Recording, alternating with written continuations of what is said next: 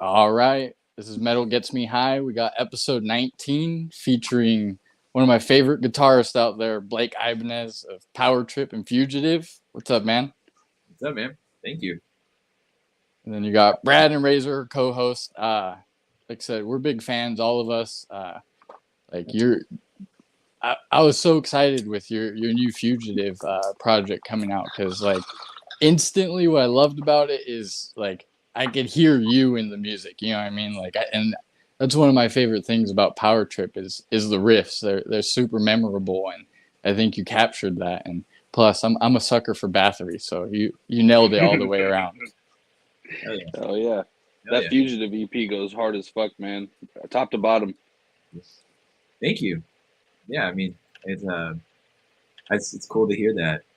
You know, like I guess I've always been sort of under the radar. I feel like, you know, just most of the time I was with Power Trip, I was kind of just doing my thing. You know, I wasn't really trying to do a lot of interviews or really talk to a lot of people. So now I'm out on my own. You know, so cool. No, I totally feel it, man. You guys like it. I'm happy with how it turned out, and it's just been fun. So I'm glad you guys dig it.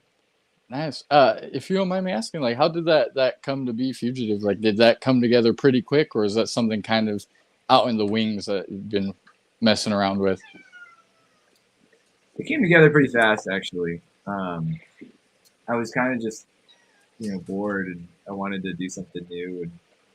And Seth, the singer of Fugitive, is a good friend of mine. We were just kind of sitting around having breakfast one day. I was like, "You want to do another band?" And he was down, and I had been kind of writing some stuff in a different tuning, um, and honestly, the songs came together really quickly. I just there were a couple of the parts from the songs were some older stuff I'd written, so like I think that most of that song, "Hell's Half Acres," was supposed to be a Power Trip song, and Okay.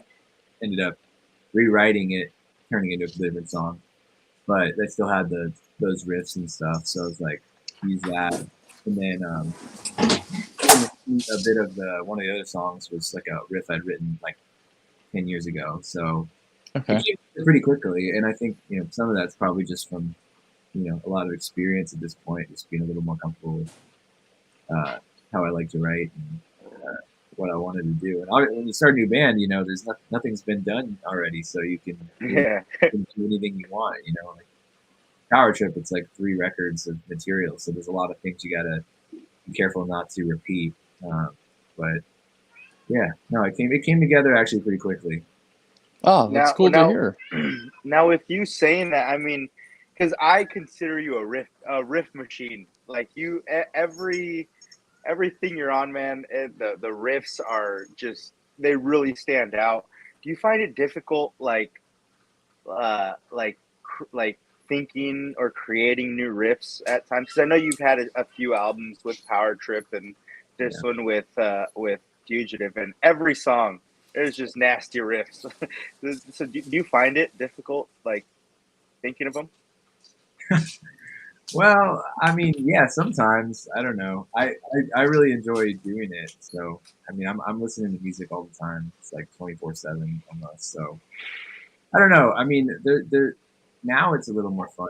I went through a couple periods of I don't know if you'd call it a writer's block, but I think what I was trying, like after the last Power Trip record, I was just you start thinking about what you need to do differently or how you need to change things or how you need to develop. And sometimes you can go down too far down that path, and you really have to just figure out how to get back to what you do, and not stray too far off the path. So for me, a lot of it have to, when I'm inspired, it comes really quickly. So like if I rediscover an album that I was really into in the past, or hear a new album with some new ideas that I hadn't thought of, that can get things moving really quickly. So I don't really know what it was with this band that got me kind of writing really fast. I think it was just the new tuning, like just being able to play a little bit lower tuned. It just sort of opened up some new ideas. like I could kind of lean into some influences I hadn't been able to in the past, and yeah, so that was probably what it was. Okay. Okay, yeah. Justin was telling me, or Al was telling me that you did a podcast maybe earlier in the year, and you didn't have too many plans that were going on, and just out of nowhere, the Fugitive album came out. So Yeah. it's crazy that something that good, it was such a short period of time that it took place. Yeah, well, I mean, the songs actually came together really quickly. The recording was probably the harder part, but not that it was crazy. I mean, it's just hard to always like get to where you want it to be. I mean, everybody did great recording. I think it's just like, when you're doing a new band, especially, you really only have one chance to make a first impression. So it's like whether the mix of it or the performance, like you don't really get another shot when you're a new band. I feel like, I mean, you do, but like, you know what I mean. It's like Yeah. you want to Yeah, off really a strong. first impression is everything. Yeah, so like I wanted everything to kind of sound the way it did, and it's hard to get there, like even if you know exactly what you want to do, like how you want a part to sound. I mean, there's just so many variables, like the drum sound, the guitar, the bass, like everything, the vocal, like there's just so many things that can go wrong when you're recording. Yeah, 100%. And So, yeah, that can keep you from getting there, I guess is the point I was trying to make. with when you guys are recording, was it all together, like in a room setting, or did everybody kind of record things separately and you layer them together? Because that's actually, I didn't even think about that, but yeah, all the sound and everything, getting it together is probably crazy hard. Yeah, no, we didn't do it live. I mean, just tracked everything individually. Okay. Okay. Kind of And hard then to nail everything, you know, by modern standards doing it live. I think if you're like with like a rock band, I would maybe do like drums and bass together. But with metal, it's just like, when you're trying to be competitive, like in this today's landscape, you kind of gotta do everything piece by piece and just make it as good as you can. yeah, Yeah, it totally makes sense. Probably depends on it varies band to band, but you're Yeah. doing something that's like kind of supposed to be precise and everything. It's hard to do it all together. Yeah, it makes sense. totally makes sense. And then like I noticed, I think you guys have you played 2 shows, right? Which Yeah. are which from what I've seen, the craziest shows. You had the Wrecking Ball Madness show That out shit there went hard. in your guys's where you guys are, your area, and then I saw you guys played Psycho, so that's awesome. Like I feel like those are 2 crazy shows, and you guys being part of that, super kick ass. Like, what were those shows like? What was it like being back in a live setting? It was awesome. Honestly, my neck still hurts, so that tells you anything. Yeah, it was really cool. It was like it felt good to be back on stage. It was weird. It's been so long in a way. Like it's been 2.5 years since I've been on stage, but it didn't feel like when I was up there that it had been that long. It kind of felt like business as usual. But it was cool. It felt good to and like play with my dudes and like play a show with them, and I think just the timing of everything worked out really well. Like I think initially we wanted the EP to come out like a couple weeks before the show, and it didn't work out. Things take a long time, and it came down to the wire. But I think getting that out it was like literally the week of the show. It was kind of cool because I think all the excitement led into the shows really nicely, and it felt good. So no, it was great. That was the perfect first show, and it was cool that we were able to jump on that, and it was just a good place for us to debut because it was like in Dallas, and it was a show that I think a lot of people that would have gone to a Power Trip show went to that show, and like it just felt like the right environment. It was sold out. It was fucking awesome. So couldn't What ask. more could you ask for? Yeah, couldn't ask for anything better. Yeah, and you guys got such great feedback from the videos that we had a chance to watch. Just everybody went crazy when you guys came out. So that's really cool to see that it's it was set in Texas and everything, so that's dope. Yeah, people were. It was cool. I mean, I think we were definitely like, especially with the Wrecking Ball show, like we were definitely a change of pace for the show because it was Yeah, predominantly death metal. So like yeah, you know, definitely. we got up there, it was kind of a different energy, I think. So And I think it makes sense for you because like one thing even with Power Trip, like it'd be crazy. You guys would be on like This Is Hardcore, but then you'd be playing with Cannibal Corpse on the tour. So I think that's definitely a cool thing right now. Heavy music's in a really good place where like people want to see multiple things. It's not just like I only want to see death metal. Like people like to see hardcore and metal and I think that's cool hearing that, that you guys were a little bit different, but still went over. Yeah, I yeah, like the mixes in these shows that are happening now with the different genres of metal. Because we went to that to a bill recently, which was a lot of the bands on that bill with Tribal Gaze, 200 Stab Wounds, Spirit World, Creeping Death, another great Texas band. So it was cool because I feel like we got some taste of that festival, but like it was definitely a big thing.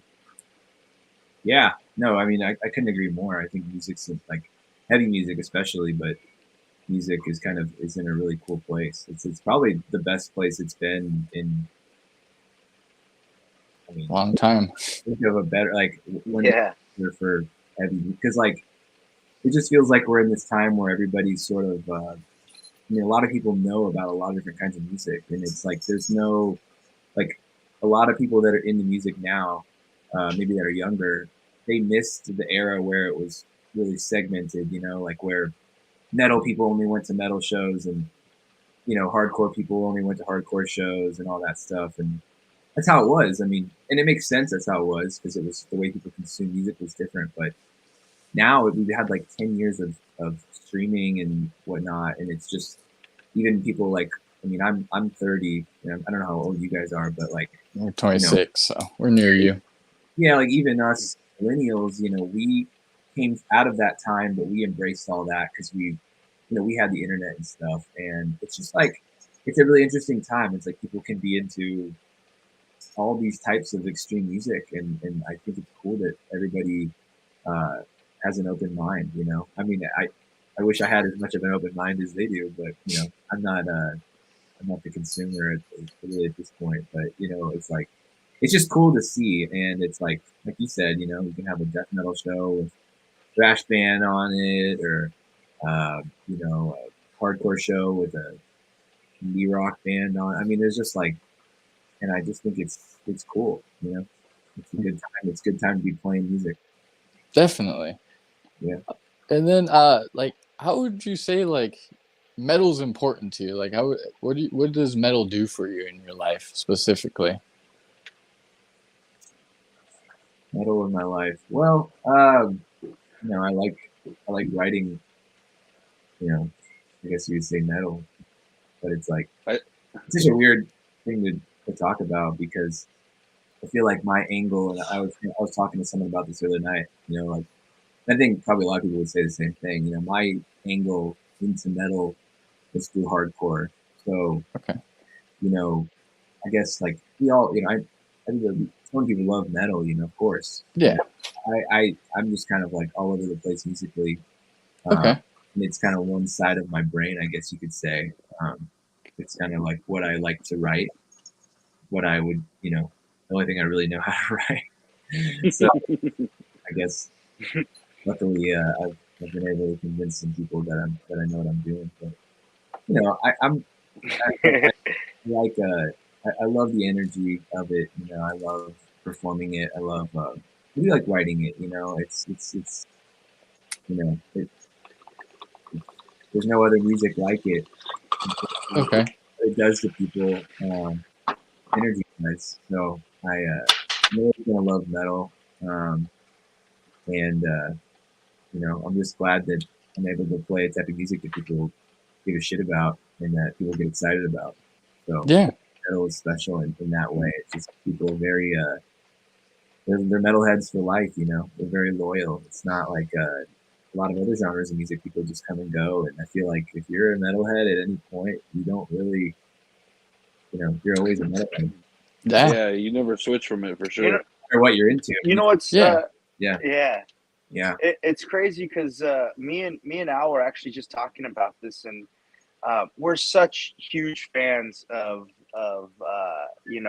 what you do and everything, and especially Power Trip. We were just talking like in like 20-30 years, the way people look back on like Nightmare Logic. Pantera and Metallica.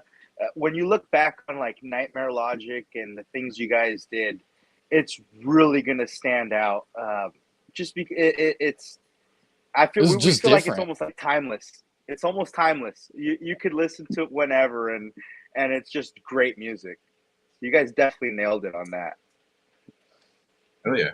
When you were making that album specifically, Nightmare Logic, like, was it very difficult making it, like the whole process, or was it like, did it kind of come together where you're like, oh, like we really got something going here? It wasn't.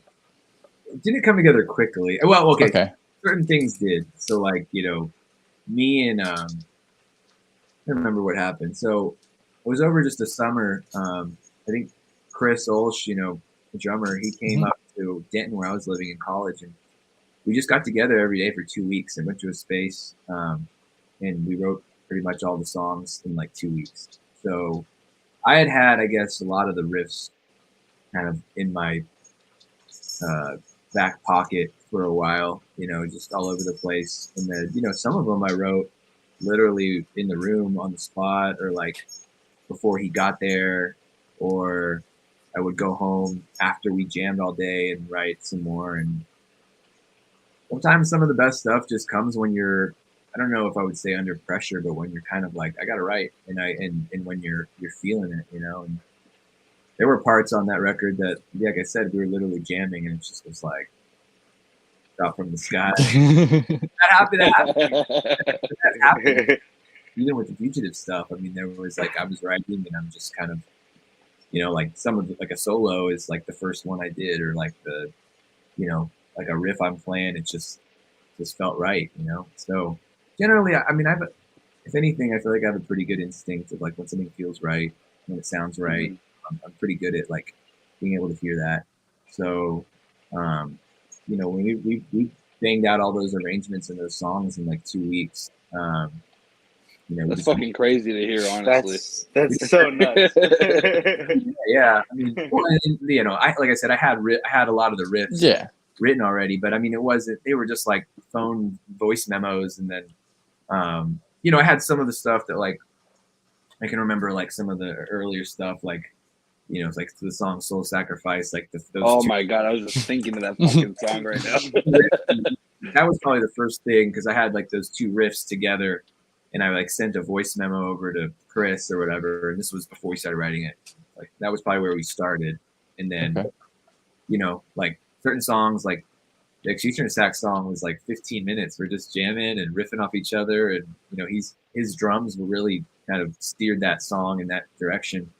So, that was like definitely a collaborative experience. I learned a lot from, like I've always kind of like, even with the first record too, and with the stuff before that, generally I'd have like the idea of how the song was going to go, like the verse and the chorus, or the main riffs or whatever. And then we kind of would get together, and he's a really great songwriter too. So, his instincts and how we gelled together, like taught me a lot on how to, I don't know, just how to do certain things. But I would say the last couple of years, not during COVID and everything, when I was writing a lot of music, I had to learn how to write by myself, like all the way through the song. So like, not that I had never thought about doing that, but when you're in a room with a drummer and you play the second chorus or whatever, you're at the bridge, he does something and you do it and you kind of come up with the bridge right there.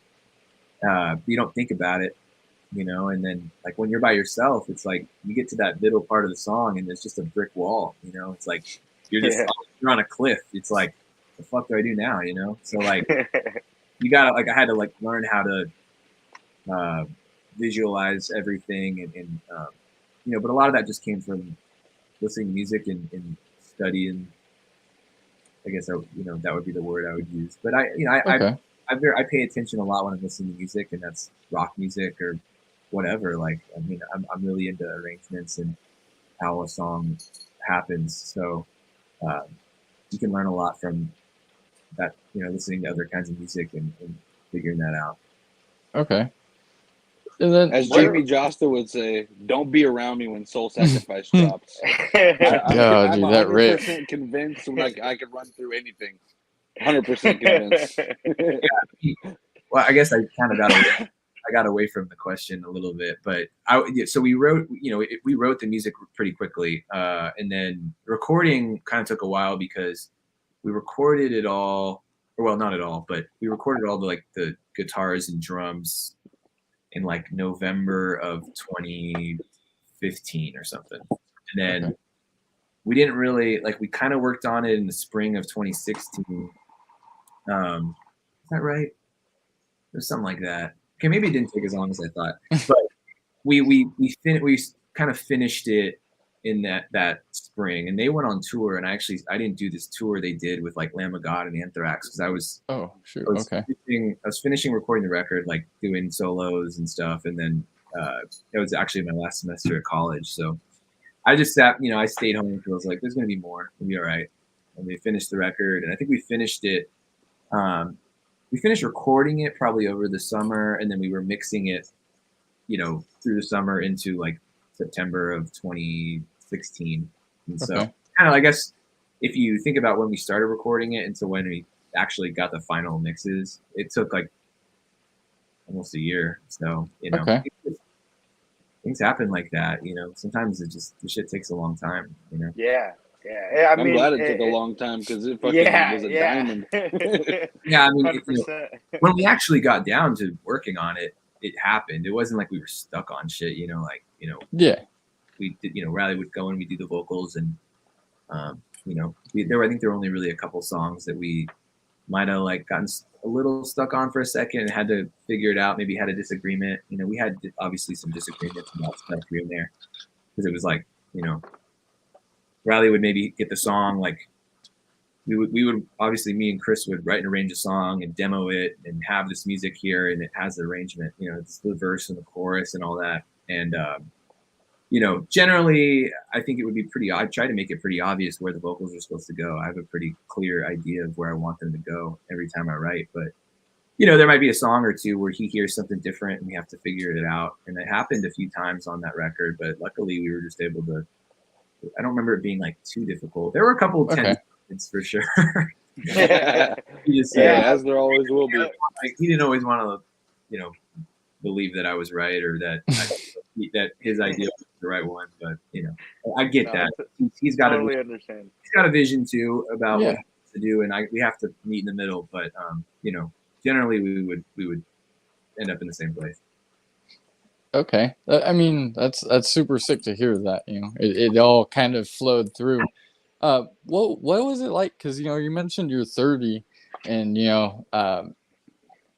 I think you started the band in 08, right? If I'm right. So what was it like, being a younger dude coming up through the scene and then along the way, making some people maybe you looked up to, where they looked at you as their peers? What was that kind of like? Well, yeah, I mean, I think, we started the band in 08, so I was 16. I had I mean, it's kind of weird to think about now, because I think Riley, me and Riley started talking, and we were we decided we wanted to do this band.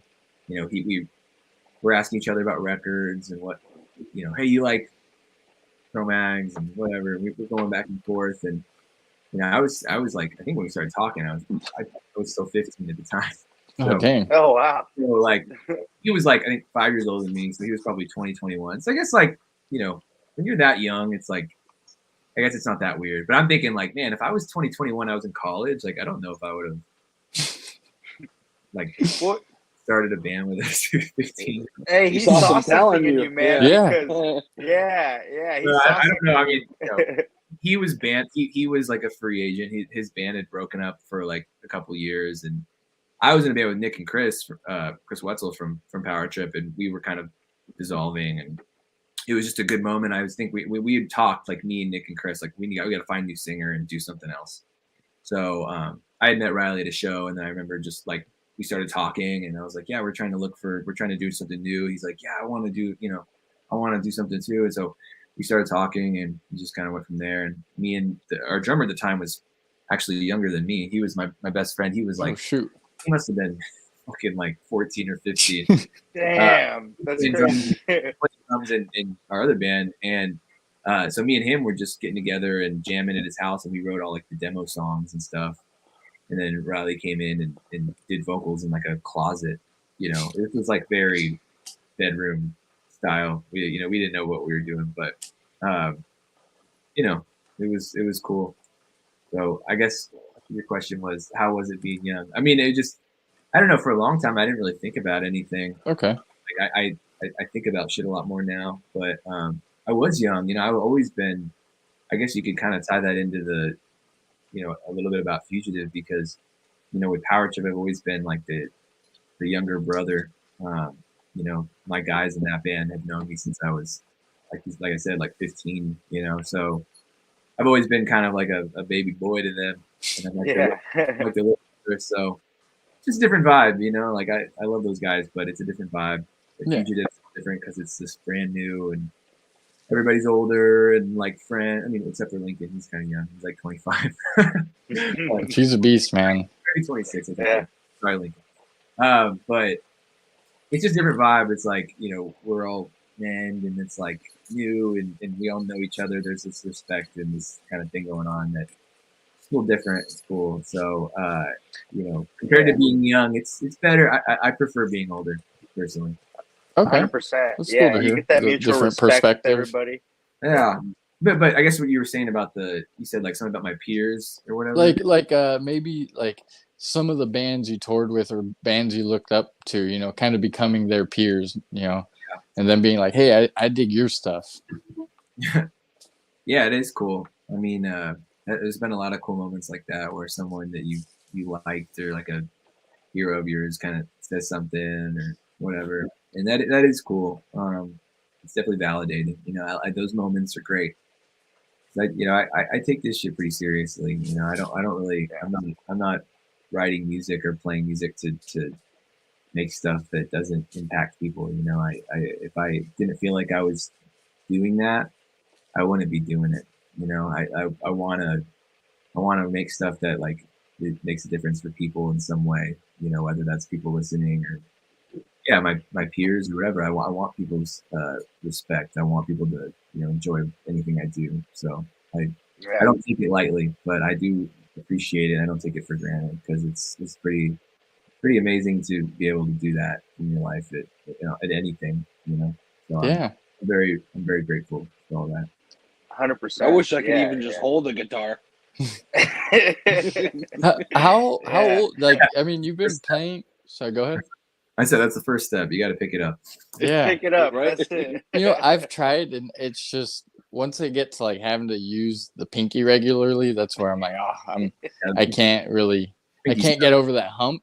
But because I've even tried and put time in, it makes me respect it that much more. So like because me and Ramon, we've seen you live. We saw you on the High on Fire, Devil Master, Creeping Death tour, and like that was the thing that stood out where I was like the technical proficiency between you guys, everybody, the drumming, Riley, bass, guitar on the other side. Like I was like, dude, this is pretty nuts. Like I've never seen a band like that to this day.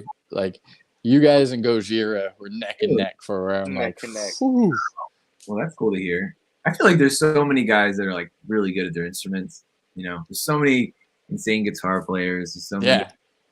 You know what? And a lot of about that. You're totally right on. There's so many like amazing guitar players, but there's not a whole lot that have that stage presence where they can riff out like that and have a stage presence like when we had a chance to see you guys, you definitely stood out. The whole band stood out. I mean, honestly, And it's not, there's not a whole lot of guitar players that, yes, they have talent, but like to stand out like that on stage is definitely, you got to have that extra bone in you. Called a clutch bone. Yeah, A lot of gigging, a lot of touring. You know, get really Yeah. yeah. that was our thing. You know what? We I didn't- actually saw. Wait, go ahead. I- Sorry. no, go sorry, I ahead, didn't about even that. up to you. I was just saying that was our thing. We didn't really practice. You know, our practice was playing gigs. So you play enough. Okay. That's how I take Yeah. golf. I just play. I don't practice. Yeah. Hey, well, Randy Bly, he actually just said recently, he's like, the thing that in order to be a good frontman, you have to look stupid in the beginning because you have to really try. You have to like try different things out until you finally find something that works. And like I said, when I don't know how long that process took for you guys to find out, but when me and Al had a chance to see you guys, everybody in the band, just like it was, like he was saying, it was on par with Gojira, and everybody in that band, they kill it, you know. So I mean, Yeah. when we saw you guys, it was insanity. That's awesome. Blake, is there a guitarist or a band that made you want to pick up the guitar? Or how did you get into playing the guitar? You know, I don't know. I've been asked that question before. I think I always just, you know, it's not like the most out there answer, but probably Jimi Hendrix. I don't know. I mean, he was, Okay. when I first started playing guitar, my dad was, you know, always showing me music that he grew up listening to, which I still enjoy today. But you know, he's like, "Oh, you're gonna play guitar? Like, check out Jimi Hendrix," you know. And yeah, it was like crazy to see, you know, a guy setting his guitar on fire and like all the shit he did, and you know, he really Playing it Did he play it left-handed upside down? Yeah, Yeah. left-handed upside down. he just like there was so many interesting things going on. So probably Jimi Hendrix at first, but you know, there were guys like Pete Townsend, you know, fucking Yep. Take that watching shit him, and throw it over the shoulder. like watching videos of the Who. You know, my dad loved the Who, and I was always into that. And you know, guys like that. That was probably like at the beginning. And then I'm trying to think of who else. There's a lot of guys. You know, it's always changing, but those are probably the first ones I can remember. And then, you know, like just watching videos of the Ramones and Okay. Ramon's always a cool one. yeah, Johnny and just like guys like that.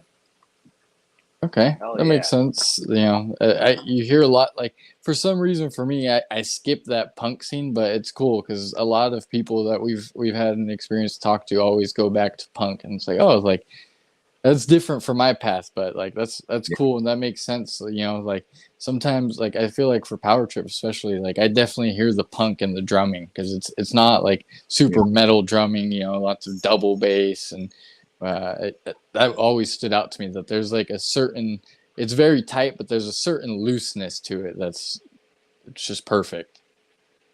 Yeah, I mean, yeah, it's weird. Obviously, Chris is like he's really into punk. He's like a punk drummer in a way, you know. But he's obviously he's really into metal too. Yeah. I don't think, you know, with Power Trip, I think people always, you know, some. I say Riley might have said something like we had this rule that we didn't do double bass, but that was never a rule. It was just like I don't know, he just didn't want to do it.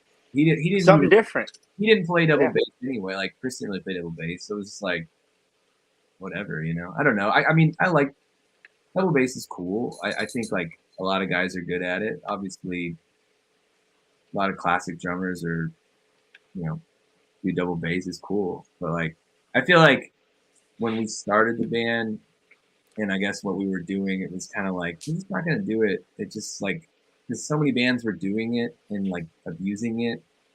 So when they still do, but it was kind of just like we don't need to. I don't know. I never felt like we needed to, and that's just how it turned out. Yeah, it's Yeah. something different that really does shine. It's, I mean, maybe that's what the difference in the sound is, but Power Trip really does stand out. I mean, you know, that's probably one of the recipes that helped it.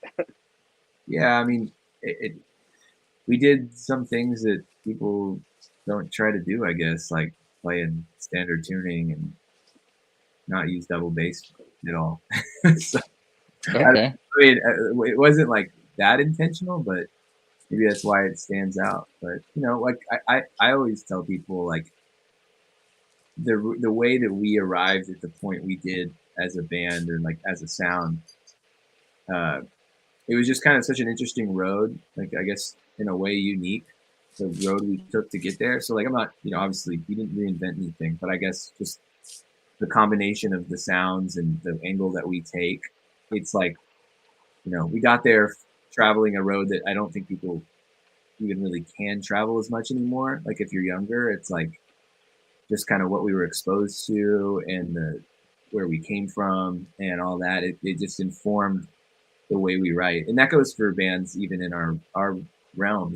Like Chris's bands, like Mammoth Grinder and like Iron Age and stuff. Like that whole scene we come from, it just kind of had a different bar, and like we were into certain kinds of music, and we saw certain shows. It like created a certain type of thing that we were all doing, and I don't know, and maybe that's why it's hard for people to emulate exactly what we did. Not that it was like super complicated or anything. And it's, again, I'm not saying that we like reinvented the riff, but it's just like a certain spirit and attitude that we took doing it. I think it's just hard to like understand that unless you came from where we came from and like came up with us. Okay. Yeah, yeah. So, and speaking of coming where you came from, I mean, how do you feel about the Texas extreme metal scene? Because, I mean, me and Al were talking earlier about just up and coming bands out of the Texas scene, and it is crazy. Are there any bands that really stick out to you that you can think of off the top of your head? Like a Texas band that stick out to me. Yeah. Just up and coming Texas bands that really stick out to you. I think up and coming. So like we're talking like really new or just bands that are Just in general, last couple of years, Whatever whatever comes to mind guys from kind of that making their area. mark, I would say. Like for example, we had a chance to see Frozen Soul, Yeah. and they are ridiculous live. I mean, they're awesome. I mean, I feel like they're pretty up and coming. They're fairly Yeah. new. That's a good Yeah, example. Yeah, they're going full speed ahead, and they're they put a lot of work into their band, and they take it very seriously, and it shows. They're a great band, and they're like moving very quickly, and it's you got to give them credit for that because like we took our time. We didn't do shit for a long time.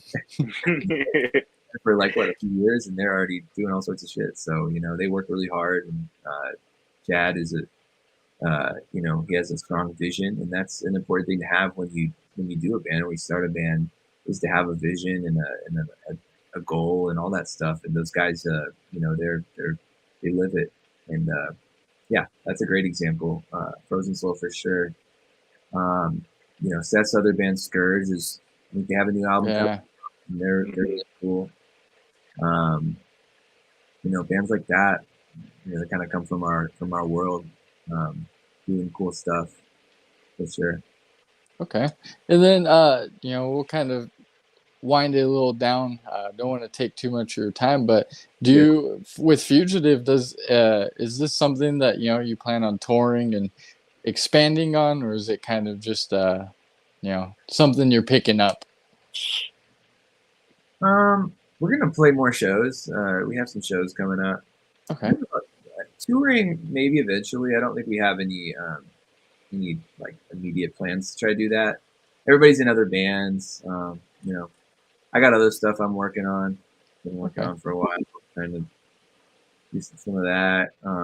So I don't know. I mean, I wouldn't say never, because I just think the right opportunity has to come up, because we're all different bands and stuff, and I don't really, I think we're trying to keep it just fun and like easy. So we'll fly places and do that. Go to some cool opportunities. But like getting in a van and doing a long tour, I don't know. maybe down the road, but I guess the goal is to try to just write as good of music as we can, and just like maybe climb the ladder a little quicker so we can hop on some good tours and we can be a little more comfortable and stuff. Well, just know if you guys are ever in the West Coast, we're there. We're based out of California, so anywhere you're in California, we're gonna be there. Yeah, we definitely need to come to California. I'm trying to set that up. Okay, nice. It's good to hear. And I was bummed too because I was trying to make my way to Psycho Las Vegas this year, and it just didn't work out. But like that was one of the sets where I was like, I'm circling that one to check that out, but it just didn't work out. How was that show in particular? Awesome. Yeah, Psycho is like such a cool fest. I guess because Power Trip played a few years ago, but I think we just sort of flew in and didn't really hang out or something. And this year was so fun. It was just like so many of our friends' bands were there. So many people were there. It was at a really cool new resort. Great lineup. Resorts World's the shit. Yeah, they had like sick lineup. It was eclectic. They had everything from like Merciful Fate to I think they had like Bone Thugs. Yeah, like Bone Thugs. They had like the Black Angels. So it's kind of just turned into a music festival in general. Obviously with emphasis on metal, but it's just like it's such a fun time. It was just like such a you can't ask for anything better than that when you're in a band. It's like, hey, do you want to come to Vegas and play a badass show and just like hell yeah. It's like it's amazing that it even exists, that people can even do that. So it's a great fest. Definitely want to play again. It's just everybody there is just stoked to be there and having a good time. They're on vacation, and everyone's just stoked to see bands and drink all day. It's like fucking awesome. I feel that. Nice. Well, we'll wind it down. And last question that I have for you, man, is if somebody, and I use the word metal, but really I just mean heavy music. If somebody who maybe doesn't know about heavy music and wants to know about heavy music approached you, what would be the song or the album that you'd be like, check this out. This will get you into heavy music. Heavy music. That's such a broad term, Yeah, I just mean like, punk, hardcore, metal. Yeah, that's a tough one. Heavy music. Heavy music. Yeah, there's so many different branches of that. I'm trying to think of like the one album I'd give them. I mean, it's hard to argue with Rain and Blood. You know what I mean? That covers a lot of the bases right there. It's like you have this like punk thing going on with the vocal delivery. You got fast as fuck, great songs, riffs, drumming. Pretty like that's pretty complete right there. I mean, obviously you wouldn't go wrong giving them a Metallica record. Can't go wrong with that either. I guess I'm thinking heavy music. I'm like thinking heavy, so yeah. There is the beginning to me of like extreme music. So I mean, there's other bands that like contributed to that, but like Slayer, I think it's pretty factual that like that record was the craziest thing at that time. So like, oh yeah, that branched off. Death metal came from that and some other things, but that was so extreme. So I would say heavy music, owes a lot to that record. So I would maybe give them Rain and Blood, and obviously heavy music is usually indebted to Black Sabbath and Metallica and all these other bands, but I just I don't know. If I had to give them one record, and especially like now in 2022, that it still sounds fresh and new. I mean, I don't know how you could beat that. Yeah, I like that pick because I mean, I agree with you. That is one of the best albums of all time. Everything like you touched on, it's incredible.